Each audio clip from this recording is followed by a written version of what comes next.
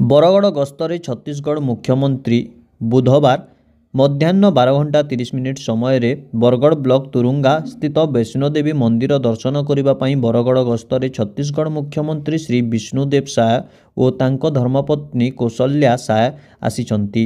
ବରଗଡ଼ ପହଞ୍ଚିବା ପରେ ମୁଖ୍ୟମନ୍ତ୍ରୀଙ୍କୁ ବରଗଡ଼ ବିଧାୟକ ଶ୍ରୀ ଅଶ୍ୱିନୀ ଷଡ଼ଙ୍ଗୀ, ବିଜେପୁର ବିଧାୟକ ସନତ ଗଡ଼ତିଆ, ଜିଲ୍ଲା ସଭାପତି ଅରୁପା ସାହୁଙ୍କ ସମେତ ବିଜେପିର କାର୍ଯ୍ୟକର୍ତ୍ତାମାନେ ସ୍ୱାଗତ ସମ୍ବର୍ଦ୍ଧନା ଜଣାଇଛନ୍ତି। ମା ବୈଷ୍ଣୋଦେବୀ ମନ୍ଦିର ଦର୍ଶନ କରିବା ପାଇଁ ଛତିଶଗଡ଼ ରାଜ୍ୟର ମୁଖ୍ୟମନ୍ତ୍ରୀ ଓ ତାଙ୍କ ଧର୍ମପତ୍ନୀ ଆସିଛନ୍ତି।